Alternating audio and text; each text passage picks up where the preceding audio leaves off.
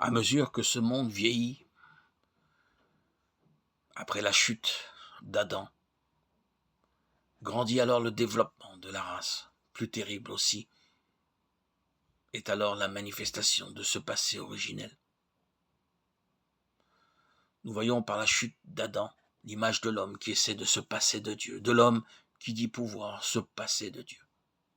L'homme cherche à se réaliser lui-même, à se satisfaire lui-même et à attirer tout à soi-même. Il cherche à être en lui-même le centre de tout, non seulement individuellement, mais collectivement. C'est ce qui se passe. C'est l'histoire. C'est l'égocentrisme, les intérêts personnels, la réalisation de soi et tous les autres nombreux aspects du moi. C'était le moi dans l'homme, de sorte qu'au lieu d'avoir son centre en Dieu, de recevoir tout de Dieu, l'homme aspire à avoir son propre centre en lui-même. Au lieu d'être concentré sur Dieu, qui lui donne tout, lui offre tout, lui accorde tout. Il se concentre, se limite sur lui-même. Et c'est là le point visé par l'ennemi. Et l'homme fut entraîné dans ce même orgueil qui avait causé la chute de Satan. Il fut conduit dans le même acte d'indépendance qui n'est qu'une prétention à la liberté personnelle à l'égard de Dieu. Quelles en sont les conséquences? Regardons le monde. Toute la souffrance terrible, si terrible. Toute la misère, toute l'horreur. Si ce n'était devenu une actualité. Ces dernières années, nous n'aurions jamais imaginé ce dont l'homme était capable, et tout cela à cause de sa rupture avec Dieu. Nous ne nous arrêterons pas là-dessus. C'est trop horrible.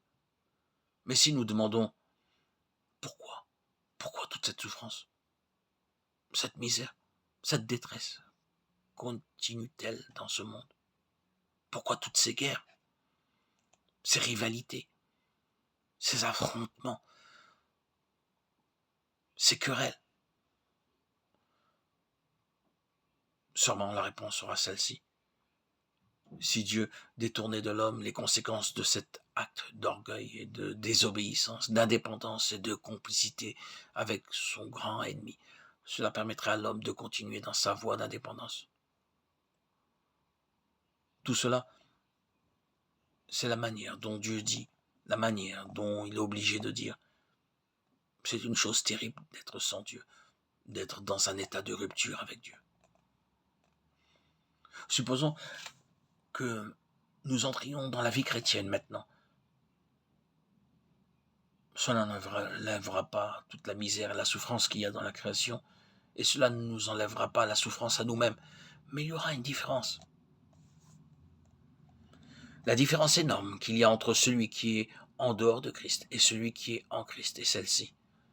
Tous les deux souffrent, mais tandis que l'un souffre jusqu'au désespoir et au découragement, jusqu'à l'épuisement, il y a dans les souffrances du chrétien la grâce de Dieu, qui se sert de toutes ces expériences pour qu'il revienne à l'image de Dieu. Les autres souffrent sans espoir, meurent sans espoir. Mais les souffrances d'un chrétien ont pour but de le rendre semblable à son Seigneur. C'est une chose merveilleuse de voir l'image de Christ paraître dans les siens à travers leurs souffrances.